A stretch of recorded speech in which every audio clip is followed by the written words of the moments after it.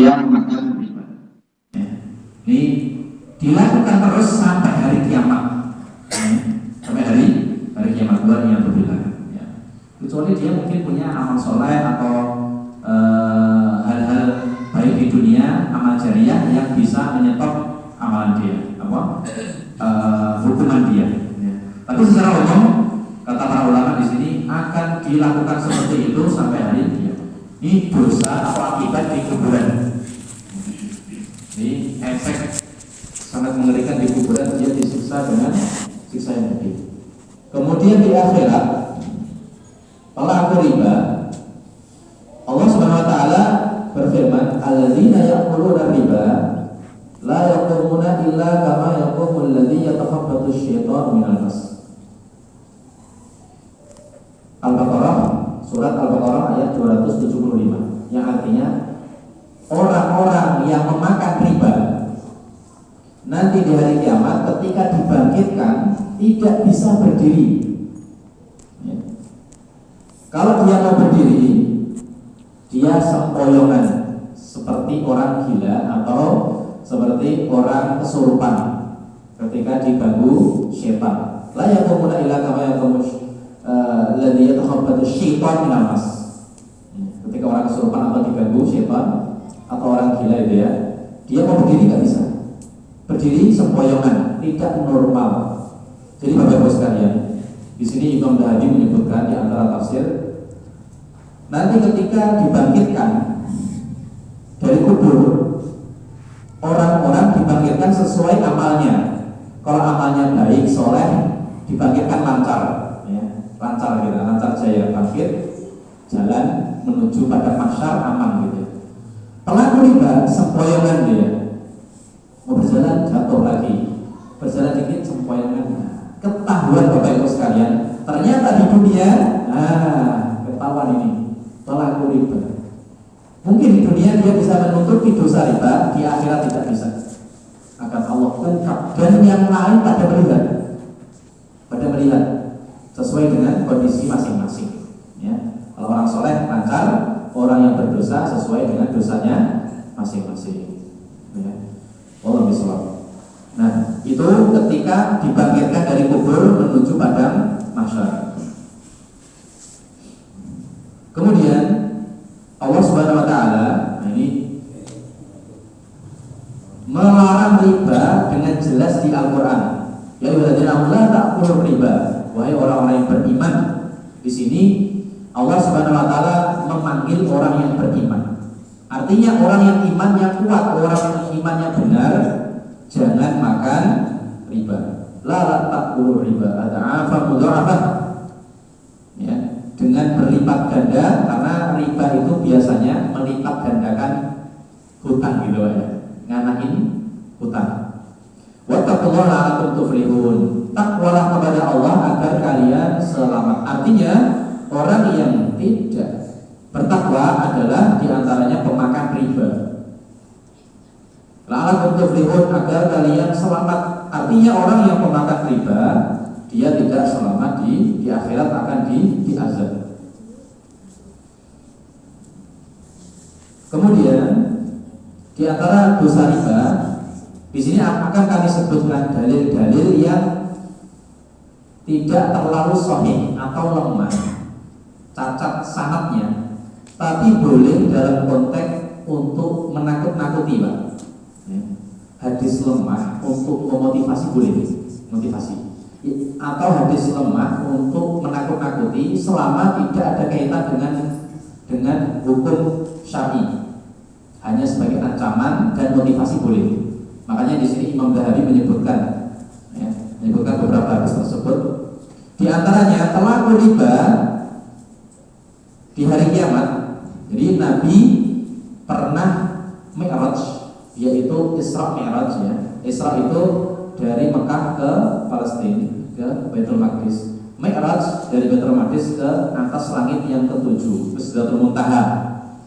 Nah, rihlah Nabi ketika Mi'raj diperlihatkan gambaran yang akan terjadi nanti di hari kiamat. Di antaranya pelaku riba.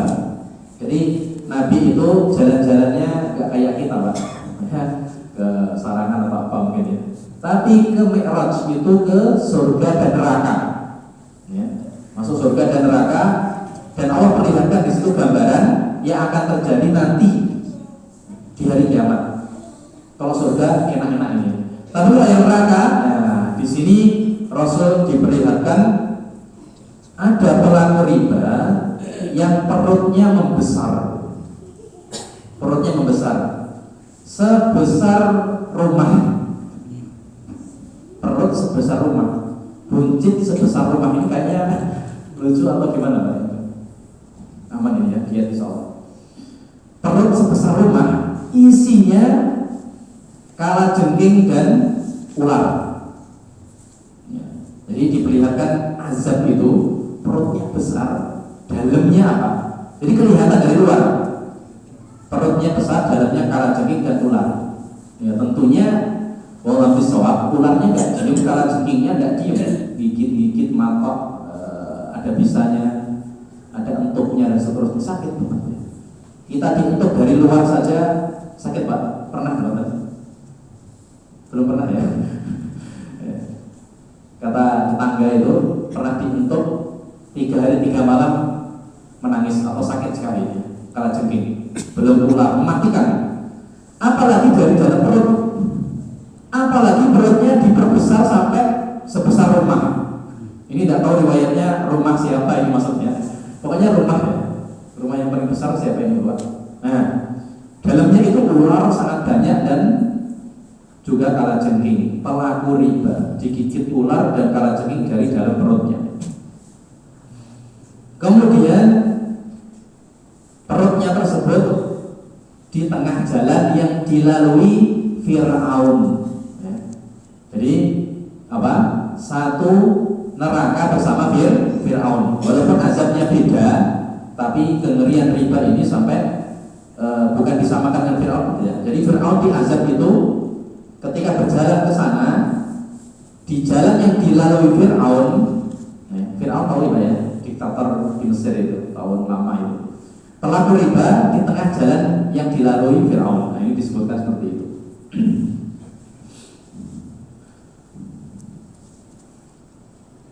Kemudian pelaku riba ini salah satu sebab terhinanya. Nah, sekarang kita kembali ke dunia. Tadi kengerian di akhirat. Di antara pelaku riba di dunia menyebabkan dia terhina, dan kegagalan suatu negara karena sebab banyaknya riba, kemerosotan suatu negeri ya. Panjenengan bisa menilai sendiri karena sebab riba. Ini hadisnya sahih kalau ini ya, populer. Rasulullah SAW bersabda, "Idza tabayatum bil 'ainah wa taba'tum wa akhadtum adnabal baqar wa raditum bil zar'i wa taraktum al jihad sallallahu alaikum dullan lan tarji'u hatta tarji'u ila dinikum." Yang artinya ketika Anda bermuamalah dengan jual beli ainah, di antara tafsirnya adalah riba, kemudian kalian fokus ke dalam dunia peternakan ya, peternak yang lalai terhadap urusan akhirat ya. Kemudian kalian sibuk dengan pertanian, cocok tanam, sehingga lupa urusan akhirat, dan kalian meninggalkan jihad, maka efek buruknya Allah akan menghinakan kalian di dunia ya, belum lagi di akhirat, kecuali kalian kalau Anda kembali kepada agama kalian ya, kembali kepada jihad fisabilillah, meninggalkan riba, kemudian bisnis boleh, cocok tanam atau peternakan di sini ada Pak ya, selama tidak melalaikan akhirat. Jadi ini poinnya adalah Allah akan menghinakan di dunia gara-gara diantaranya riba ya. Kemudian diantara efek buruk pelaku riba di dunia adalah merugikan orang lain. Merugikan orang lain jelas sekali. Atau dengan kata lain dolim. Jadi pelaku riba ini mendolimi orang lain, merugikan orang lain. Kenapa? Karena orang lain contohnya ketika ingin bantuan panjenengan pinjem duit. Nah, pelaku riba ini kesempatan mensyaratih, oh iya, saya pinjemi 100.000 saja. Karena untuk makan sulit ini Pak, 3 hari 3 malam belum makan. Kepepet pinjem duit, ya syaratnya kembalinya 300.000 gitu ya. Ini orang sudah kepepet memberi bantuan tapi ada embel-embel syarat, ayo kembalinya harus lebih 300 rupiah saja riba, apalagi 300.000, lebihannya 200.000. Sangat mencekik dan mendolimi orang yang berkebutuhan tadi, yang kebutuhannya mepet tadi. Karena mayoritas orang yang pinjam itu karena kepepet Pak. Walaupun saya yakin ada yang pinjam karena ingin mengembangkan bisnis gitu ya. Tapi biasanya orang yang pinjam itu kepepet. Ya, seperti saya itu ya, belum lama ini juga pinjam karena kepepet. Nah, ketika kita kepepet, kemudian orang tersebut malah mensyarati, ayo kembalikan lebih. Nah, ini boleh merugikan orang lain. Tapi kalau tidak mensyarati, karena saya dipinjemi, ya kemudian saya kembalikan lebih, ini boleh, bahkan sunnah. Rasulullah bersabda, khairukum ahsanu qada'an, atau khairun nasi ahsanukum qada'an, yang artinya sebaik-baik kalian ketika nyaur hutang itu dilebihi. Ya. Betul itu Pak, betul. Tapi bukan syarat dari piutang yang menghutangi, bukan. Tapi kalau mensyarati itu riba. Tapi kalau karena memberi hadiah tanpa sepakat di awal itu boleh, bahkan sunnah. Kata Nabi, sebaik-baik orang yang menyaur itu adalah dilebihkan. Dan Nabi pernah seperti itu. Ketika Nabi pernah meminjam unta anakan, ya, unta anakan, bakar dalam bahasa Arab. Nabi kembalikan rubai, unta yang sudah poel, sekitar umur 5 tahun. Bayangkan ya, unta anakan yang mungkin baru 1 tahun dikembalikan oleh Nabi dengan unta umur 5 tahun. Kalau yang unta 1 tahun mungkin 10 juta, unta 5 tahun 50 juta. Gimana? Nabi memberi tambahan tanpa syarat di awal. Rasulullah ketika ngomong, Rasulullah langsung praktekkan. Ini gambaran ya, kalau harga unta segitu ya. Tidak tahu di zaman Nabi harga unta berapa. Kira-kira saja ini Nabi pinjam unta seharga 10 juta karena masih kecil. Kemudian dikembalikan dengan harga 50 juta. Memberi tambahan berapa? 40 juta. Gimana Mas Wan? Siap ya? Ini sebaik-baik seperti itu. Tapi kalau mampu, kalau tidak mampu ya bisa nyaur hutang. Pas saja alhamdulillah, tapi kita memberi lebihan 4 kali lipat gitu ya. Nah, itu diantara efek buruk riba ketika di dunia adalah merugikan orang lain. Efek buruk bagi pelaku adalah hidupnya tidak berkah, ya. Hidupnya tidak berkah. Di antara sebab keributan rumah tangga, broken home, anaknya terlantar, pendidikannya tidak karu-karuan, bahkan mungkin cerai tanpa sebab syar'i. Di antara sebabnya adalah riba. Walaupun mungkin dia orang kaya, rumah mewah, mobil wah gitu ya. Ya mungkin istrinya juga banyak. Tapi karena uangnya hasil riba, hasil mengembangkan uang tanpa syar'i itu, maka tidak berkah. Bahkan banyak juga dari mereka hidupnya terlantar.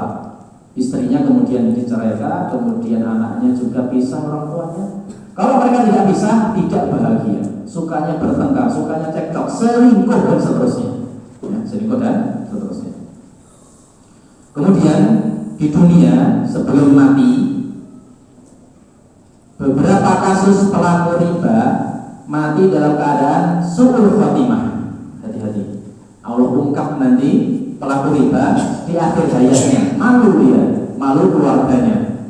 Di antara kasus yang disebutkan ulama, ya, kasus riba ini kan sejak lama ya. Ini disebutkan ulama adalah pernah terjadi di Arab pelaku riba.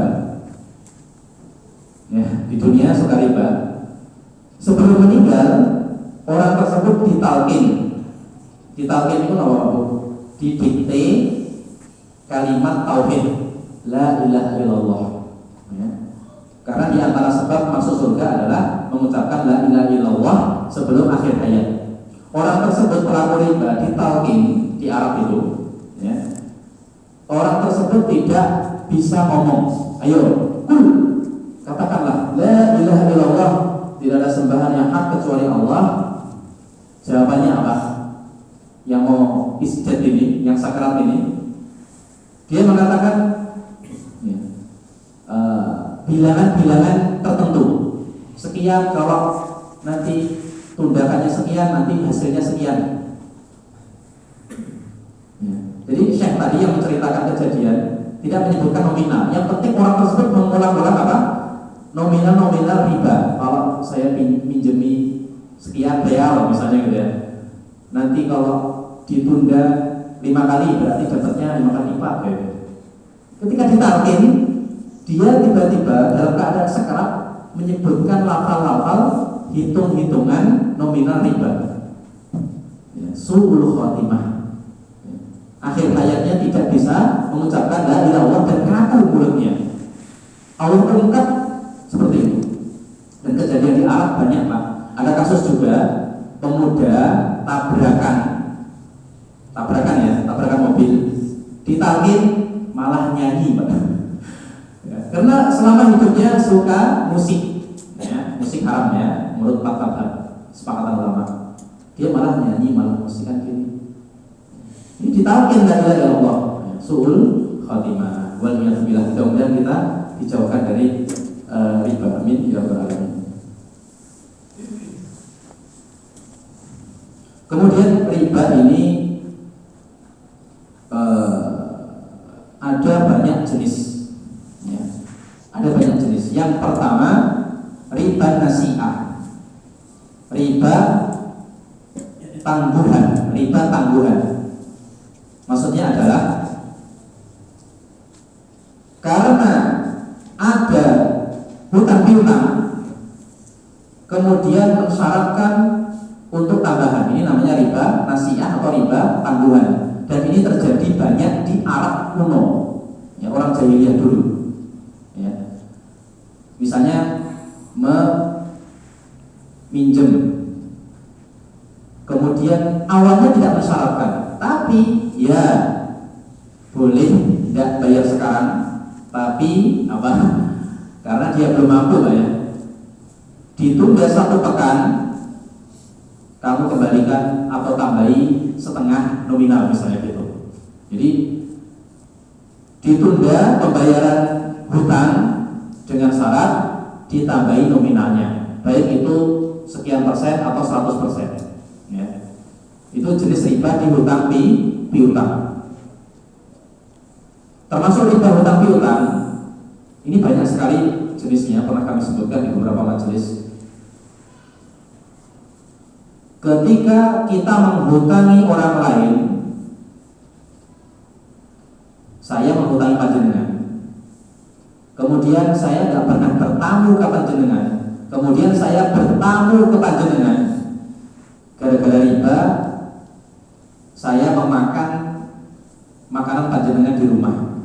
Karena bertamu kan biasanya tuan rumah ngasih apa? Roti gitu ya, mas, kerupuk atau wedang, kopi misalnya gitu. Kalau dia ziarah itu karena bukan sebab di luar hutang, di luar kebiasaan, maka ini menjadi riba. Kenapa? Alasannya adalah karena dia nanti mendapatkan kembalian uang plus makanan yang dimakan orang yang berhutang tadi. Ini hati-hati, riba terselubung. Walaupun mengikram tamu itu kan wajib, ya. Tapi pendapat yang tepat, kalau dia ziarahnya itu karena disengaja ingin memanfaatkan orang yang berhutang, atau tidak pernah ziarah, tiba-tiba setelah menghutangi kok ziarah, nah ini kan ada indikasi memanfaatkan kesempitan orang lain, jelas ya Pak ya. Maka ini tidak boleh, karena itu termasuk riba. Termasuk riba ketika saya minjemi panjenengan 100.000, ya, nggak usah banyak-banyak ya, sesuai kantong saya. Saya minjemi panjenengan 100.000. Ini belum lunas, kok panjenengan ngasih hadiah saya? Dan selama ini nggak pernah ngasih hadiah. Hadiah ini termasuk riba, walaupun saya tidak mensyaratkan. Kenapa? Karena hadiah terjadi sebelum lunas. Di awal tadi sudah saya sebutkan, hadiah itu sunnah kapan? Setelah lunas atau ketika melunasi. Ini masih dalam tahap ijil, dan selama ini tidak memberi hadiah. Kok ngasih hadiah? Nah, ini ada udang di balik bakwan katanya. Ada sesuatu di situ, ada udang di balik batu. Di antara tujuannya hadiah ini supaya melembutkan hati yang menghutangi, supaya tidak menagih biasanya. Tapi kalau selama ini sebelum terjadi hutang piutang sudah biasa panjenengan kasih saya hadiah, setiap panjenengan safar ke Solo, safar ke Banyuwangi gitu ya, atau safar kemanapun pulang ngasih hadiah saya, atau setiap saya pulang dari pengajian, ngisi pengajian, panjenengan ngasih hadiah saya, contohnya sudah biasa seperti itu. Kemudian hari ini saya ngutangi panjenengan, memberi hutang panjenengan ngasih hadiah, maka ini boleh, tidak masalah, karena hadiah memang sudah menjadi adatnya. Tapi kalau adatnya tidak memberi hadiah, kok gara-gara dia ngutangi ngasih hadiah, ini riba. Maksudnya riba ketika saya menerima hadiah tersebut. Ini ringkasan masalah riba tersebut. Jenis pertama. Jenis riba yang kedua adalah riba di dalam jual beli, ya. Riba di dalam jual beli, atau disebut riba fadl, ya. Ada jenis-jenis barang yang mempunyai sifat riba. Satu, emas, bukan emas bagus ya, bukan. Emas itu loh Bu, yang zat berharga dinar gitu ya, yang dulu itu digunakan untuk jual beli. Emas itu kayak batu ya, atau gimana? Logam mulia. Logam mulia jenisnya banyak. Ada permata, ada ini yang mulia yang warnanya kuning gitu ya, atau agak merah. Satu emas, dua perak, tiga gandum, ya. Empat kurma. Kemudian kelima garam, betul ya. Ini murid-murid teladan di Masjid Hasan ya. Jadi masih hafal yang saya sebutkan tahun lalu insyaallah. Ini barang-barang riba. Ketika jual belinya menggunakan barter. Nah, misalnya beras dengan beras, gandum dengan gandum. Terjadi riba kapan? Ketika takarannya berbeda. Ini terutama ibu-ibu nih, yang bakul beras ya, bakul ya, bakul beras. Saya tuker beras kawak karena bapak saya nyimpan beras kawak sejak tahun lalu misalnya ya, karena biasanya orang desa itu sekali panen langsung untuk segudang setahun. Yang ini sudah kawak ini. Saya tuker beras yang baru. Yang terjadi di masyarakat, beras kawak 2 kilo ditukar dengan beras anyar 1,5 kilo mungkin ya gitu. Jadi yang kawak lebih berat, lebih banyak ya. Berapa biji Pak banyaknya ya. Yang baru atau yang anyar lebih dikit. Ini riba. Kenapa? Ketika barang itu yang kami sebutkan tadi ditukar dengan sejenis, syaratnya supaya tidak riba dua, yaitu beratnya sama dan harus kontan. Beratnya sama harus kontan. Jadi kalau kontan tapi timbangannya tidak sama, ini riba. Atau beratnya sama tapi tidak kontan. Misalnya saya tukar beras kawak nih panjenengan, beras anyarnya saya terima besok, ini riba. Ya, riba juga. Karena tidak memenuhi dua syarat, yaitu beratnya sama dan kontan. Ya, langsung dalam satu majelis. Tapi kalau barangnya beda, yang kami sebutkan tadi, barang-barang riba kata Nabi, ketika barangnya beda, maka syaratnya cukup satu, yaitu kontan saja. Beratnya boleh berbeda. Contohnya, saya tukar ke panjenengan karena saya penjual kurma, ini contoh ya, penjual kurma ini dari Mesir. Saya tukar kurma 1 kuintal dengan beras panjenengan 1 ton. Boleh tidak? Boleh. Dengan syarat kontan di hari itu, maksudnya di majelis itu, di detik itu, serah terima satu waktu. Ya. Ini beratnya beda, tidak masalah. Ya. Karena Nabi bersabda, "Idza ikhtalafat hadhil ajnas", ketika jenis-jenis ini berbeda, fabi'u haitsu syi'tum idza kana yadan biyadin. Kalau jenisnya berbeda, maka terserah kalian sesuai dengan keridhaan, dengan syarat tetap yaitu harus kontan.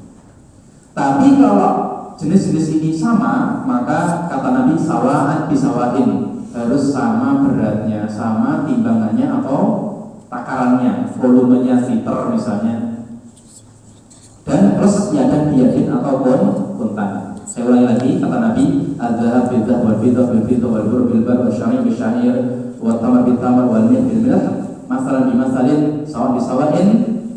Ya, faman zada faqad zada faqad arba fa idza ikhtalafat hadhihi ajnas fabi'u haitsu syi'tum idza kana yadan biyadin. Itu Arabnya yang kami sebutkan tadi, hadis riwayat Muslim. Emas dengan emas, perak dengan perak, gandum dengan gandum, kemudian garam dengan garam, kurma dengan kurma. Ya. Termasuk garam ya. Jadi di sini ulama mengatakan makanan pokok. Karena di sini tidak disebutkan beras. Tapi kenapa beras kami contohkan tadi? Karena apa? Karena di sini Nabi mengatakan yang disimpulkan oleh ulama makanan pokok atau uang, zahab bidhahab. Uang zaman dulu menggunakan dinar, emas atau dirham, perak. Artinya kalau kita tukar uang bisa terjadi riba, yang biasanya riba berjamaah di Indonesia kapan? Sebelum Idul Fitri. Riba jamaah ini ya, untuk angpau itu Pak ya, atau untuk uang saku, untuk badan itu biasanya. Tukar uang baru, uang barunya 90.000, uang kawaknya 100.000, ini riba. Kenapa? Karena Nabi menyebutkan dahab, emas dengan emas, mata uang dengan mata uang harus nominalnya sama, ya, nominalnya sama, dan juga harus kontan, harus satu waktu. Jadi terjadi riba dalam dua keadaan. Pertama, nominalnya beda, 90.000 rupiah ditukar 100.000 rupiah, kontan pun ini riba. Atau saya tukar 100.000 rupiah kawak ke panjenengan 100.000 rupiah anyar, tapi nggak kontan. Yang kawak saya kasihkan dulu Pak ya. Kemudian yang baru saya terima dari panjenengan baru besok. Ini juga riba. Ya, ini juga riba. Jadi mata uang, karena Nabi mengatakan dahab dan juga beberapa jenis diantaranya makanan pokok. Nah, makanan pokok dulu adalah gandum, maka Nabi sebut gandum. Kemudian apa di sini? Tamar, yaitu kurma. Tapi kalau Indonesia adalah beras, kemudian jagung. Ini makanan pokok bukan? Pokok ya, terutama ini sepuh ini. Ya. Maka lebih aman loh. Ini termasuk riba. Jadi kalau mau tukar harus sama gitu ibu. Ya. Solusinya gimana? Tukar beras kawak dengan anyar biar tidak riba. Yang kawak dijual dulu. Hasilnya berapapun baru untuk membeli beras anyar. Itu solusinya. Jadi setiap ada masalah mesti ada solusi. Jangan khawatir. Dan solusi ini sudah pernah Nabi contohkan. Suatu hari Bilal bin Rabah ingin membahagiakan Nabi. Beliau mempunyai 2 karung ya, wisak, ya, bahasa kita karung ya, 2 karung kurma kawak atau kurma jelek ya, dari Khaybar, ditukar dengan kurma bagus dari Madinah ya, dengan 1 karung, 2 karung ditukar 1 karung. Setelah terjadi transaksi, Nabi mengatakan, apakah seluruh kurma Khaybar atau Madinah seperti ini bagus? Katanya tidak. Karena kami menukarnya untuk membahagiakan Nabi. Nah, padahal ini untuk membahagiakan Nabi, ngasih hadiah. Tapi karena hasil riba Nabi marah. Ini riba, ini riba. Ini tuh riba. Ketika Anda menukar 2 karung kurma jelek dengan 1 kurma bagus, kata Nabi ini riba. Kemudian Nabi memberi solusi, yaitu jualah 2 karung kurma jelek ini ditukar dengan uang ya, jual ya. Hasil uangnya baru untuk membeli kurma yang bagus. Kemudian baru dihadiahkan kepada Nabi. Ini contoh. Ya, Nabi memberikan solusi. Alhamdulillah Rabbil Alamin. Jadi solusi mesti ada ya. Untuk emas nih ibu-ibu yang membeli emas ya, di online ini riba. Ya, ini riba. Kenapa? Karena kalau online biasanya tidak kontan. Ya, tidak kontan. Uangnya sudah ditransfer, baru emasnya datang, bukan emas suami, bukan ya, emas itu ya, baru datang. Ini riba. Kenapa? Karena syarat ini harus mutlak, yaitu kontan. Ketika jenisnya sama. Tapi kalau jenisnya beda, tidak wajib. Contohnya tukar emas dengan beras, uang dengan beras, jual beli normal biasa, ini tidak harus kontan. Saya ambil dulu berasnya, bayarnya besok boleh. Tidak masalah ya. Ini pengecualian. Kenapa? Karena Nabi pernah membolehkan bai'us salaf. Kanu yusrifuna fil hinqah. Orang Madinah itu memberi uang dulu untuk memberi gandum, karena mereka tidak punya gandum. Orang-orang Syam pintar menanam, dikasih uang dulu, barangnya nanti. Nah, ini tidak apa-apa, yaitu uang dengan barang.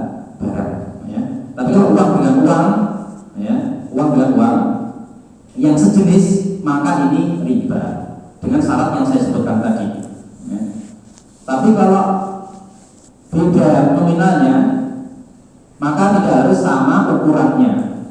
Tapi syarat kontan itu mutlak bagus sekalian. Contohnya, panjenengan tukar karena mau umroh atau haji 100 real dengan berapa rupiah Pak 100 real? Pak Amin? 400 ribu. 450 ribu berarti ya. Kalau jenis uangnya beda, tidak harus sama. Tapi kontan ini syarat mutlak, harus kontan, tidak boleh ditunda. Tapi kalau nominalnya beda, misalnya emas dengan perak atau perunggu gitu ya, atau dolar atau real dengan rupiah, tidak harus sama nominalnya. Tapi harus kontan. Kalau sama nominalnya ini merepotkan juga Pak. Apalagi rupiah ini anjlok gitu ya. Misalnya 100 real ditukar dengan 100 rupiah. Kalau ini harus syaratnya sama, wah ini yang kaya yang punya rupiah ya. Misalnya Pak Min punya 100 real, saya punya 100 rupiah. 100 rupiah ya. Saya tukar, kalau ini disyaratkan seperti itu, maka ini sangat memberatkan. Makanya Nabi tidak wajib seperti itu. Tapi kalau ridho boleh, ini nggak wajib ya. Artinya boleh. Kalau ridho nggak apa-apa Pak, 100 rupiah ini karena panjenengan butuh 100 rupiah untuk kerokan misalnya. Ini mahal ini, di suatu tempat ini mahal sekali ya, untuk kerokan. Karena beliau sudah kaya ya, hanya butuh koin saja. Beliau punya 100 real, boleh dengan 100 rupiah, boleh, tidak wajib. Artinya kalau panjenengan 100 real saya tukar uang saya 450.000 rupiah, tidak masalah. Beda angka. Dengan syarat beda jenisnya. Tapi tetap syarat mutlak harus kontan, tidak boleh ditunda. Jelas gini. Ya. Itu diantara riba yang jenis kedua dalam jual beli atau barter. Wallahu a'lam bishawab. Mudah-mudahan kita terhindar dari riba yang sangat mengerikan ini. Dan riba ini dosa besar. Saking besar dosanya kata Nabi, ya, inna adna maratibir riba, ya, inna minar riba juz'un isnatain wa sab'ina juz'an. Ya. Di antara riba itu ada 72 bagian, 72 jenis banyaknya, atau yang di lapangan itu banyak terjadi riba. Dosa yang paling ringan riba itu setara dengan menggauli berzina dengan ibunya sendiri. Ya. Jadi banyak terjadi di masyarakat kejadian riba. Di antara riba yang paling ringan, dosa seperti berzina dengan mahramnya, dengan ibunya sendiri. Padahal Bapak sekalian, di antara dosa terbesar zina adalah menzinai mahramnya, apalagi ibunya. Karena dia mendapatkan dua dosa besar, dosa memutus silaturahim yang harus dijaga, yang kedua berzina itu sendiri. Kita sudah sebutkan dosa zina beberapa waktu yang lalu. Ternyata ada dosa yang lebih besar yang bernama riba. Ini mengerikan sekali, nanti azabnya di akhirat dan sebelumnya di dunia. Waliyatubillah. Mudah-mudahan kita dijauhi dari hal-hal tersebut.